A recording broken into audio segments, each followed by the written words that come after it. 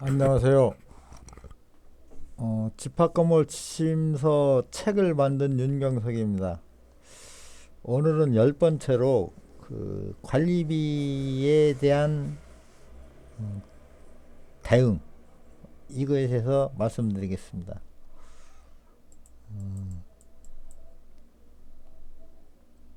지금 제가 전화를 공개를 하니까 한 이틀 동안에 한 네 분인가가 똑같은 내용이 그 전화가 왔어요.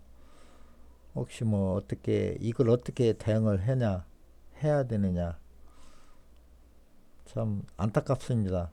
근데 제 나름대로는 이제 설명을 해드렸는데 제가 보기엔 이런 부분이 굉장히 많을 것 같아요. 아마 이 강의 같은 걸 그 참고적으로 유튜브에서 그 들으려고 오신 분들 대부분이 그런 분들 아닐까 이렇게 생각합니다. 제가 수차례에서 말씀드렸지만 제가 책을 만든 이유가 바로 이런 겁니다. 일반 관리비를 30% 이상 많이 납부하고 있다는 거짓말 같은 사실. 그 내용이 그 전화 오신 분들 그 내용이 제 의도가 서로 상통한다. 저는 이렇게 생각합니다. 지금 그 관리비는 그 제일로 예민한 부분이죠. 그 모든 그 분쟁 뭐 불만 이것은 관리비에서 저는 출발한다고 보거든요. 그러면 이 관리비를 결정 권한이 누가 있으며 어떻게 해야만이 되는가? 관리비 결정 권한은 분명하게 말씀드리겠습니다. 구분 소유자하고 입주자들이 결정하게 되어 있어요. 관리단 집회에서. 제일 문제가 관리단 집회에서 자체 관리하라. 위탁 관리를 해라. 이걸 결정하게 돼 있고 관리비 이것은 이렇게 하지 말아라. 집회에서 결정하게 돼 있어요. 그러면 주체 세력인 관리비 그 부과의 기준 주체 세력은 누구예요? 구분 소유자하고 입주자입니다. 근데 이분들이 자기가 그 주체가 되어 가지고 관리비를 결정해야 되는데 무관심 때문에 그걸 안 해요. 그러니까 먹이사슬로 관리단 집합 건물이 먹이살로 변질된 거예요. 관심을 가지고 서로 뭉쳐서 힘을 합치면은 얼마든지 개선이 되어야 할 상이에요. 제가 그걸 분명히 말씀드립니다. 그건 관리비 어떤 법적인 근거는 어디 있느냐 하면은 집합건물법 제16조에 보면은 모든 관리에 관한 사항은 집합건물법 제38조에 의해서 과반수 의결에서 결정하게 되어 있습니다. 근데 현장에서는 이게 제대로 안 되고 있죠. 그래서 제가 말씀드리고 싶은 것은 자승자박 그 사람들이 잘못한 거 자기가 피해보고 있다 이렇게 말씀드리고 싶습니다. 그렇지만 그 피해본 사람들이 잘못한 건 아니에요.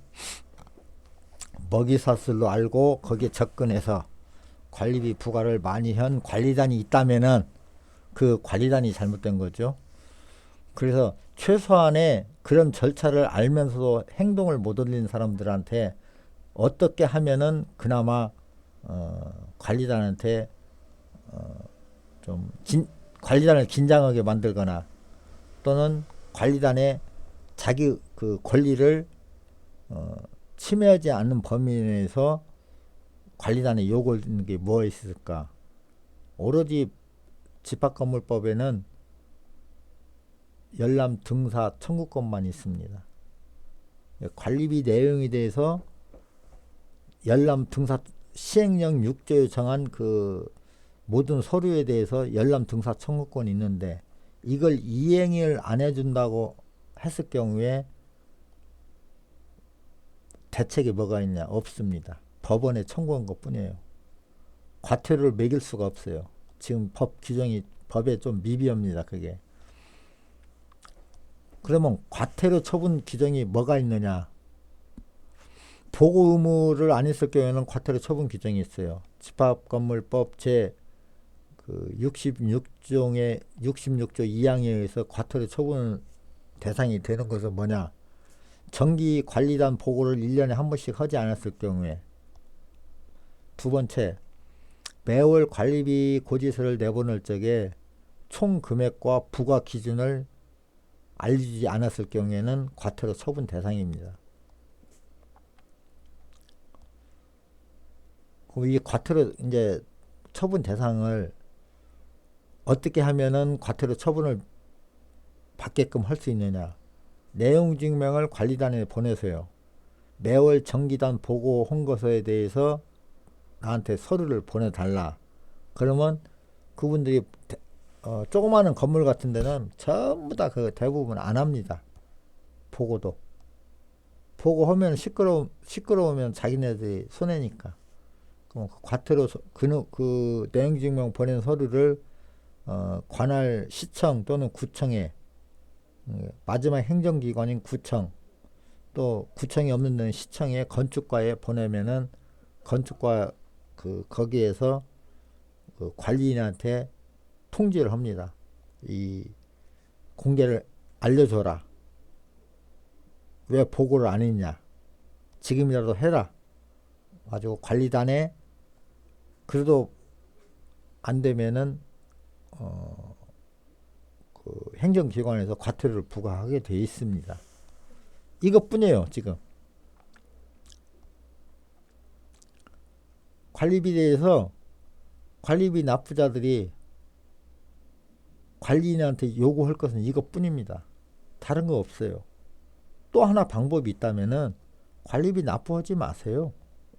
이렇게 내용 증명 보내고도 공개를 안 해주면 납부하지 말고, 납부 안 하면은 위탁관리회사나 또는 그 관리단 측에서 관리비 납부라고 소송을 제기하겠죠. 뭐 소액 재판을 한다든가 또는 지급명령 신청을 한다든가. 그러면 그때 가서 판사님한테 말씀하세요. 나는 이 관리비 내역 알지도 못하고 받아보지도 못한 상태에서 이 관리비를 납부할 수 없다. 그러면 판사님에 따라서 여기에서 또 대응을 해준 판사님이 있습니다. 판사님 보기도 좀 억울하게 보이거든요. 공개하라고 할 수도 있어요. 알려주라고. 이 방법뿐입니다. 그러니까 원천적으로 한번 잘못되면 모든 문제가 다 문제가 발생이 된다 이거죠. 그 다음에 그 내용 증명에 대해서 또 문의를 하신 분이 있는데, 내용 증명을 어떻게 보내야 되느냐 하는데, 집합건물 제가 제작한 그 집합건물 지침서에 보면은 있습니다. 그 내용 증명 내용이.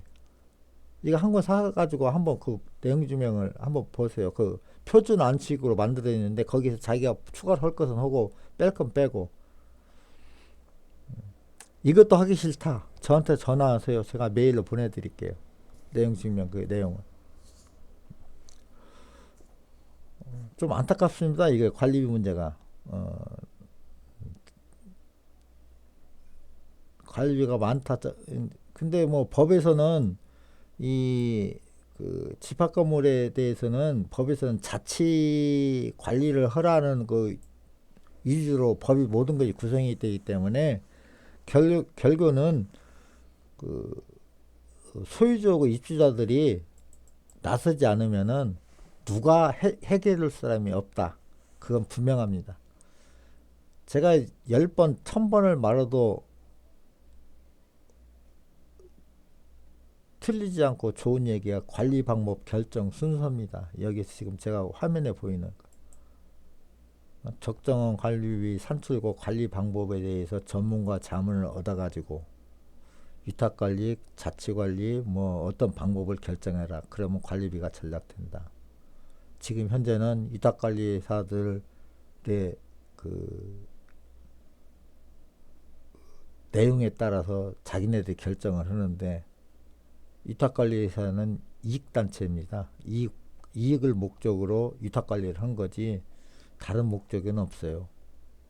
또 구태 목적이 있다면 관리를 잘 해주는 목적이 있겠죠. 근데 제가 보기에는 그냥 이익만 보기 위해서 한 저 법인으로 분이 각인이 안 돼 있습니다. 그런 사람들하고 대응하기는 내가 알아야 됩니다. 그렇기 때문에 이런 방법을 사용을 해라. 그걸 제가 말씀드리고 싶습니다. 자, 감사합니다.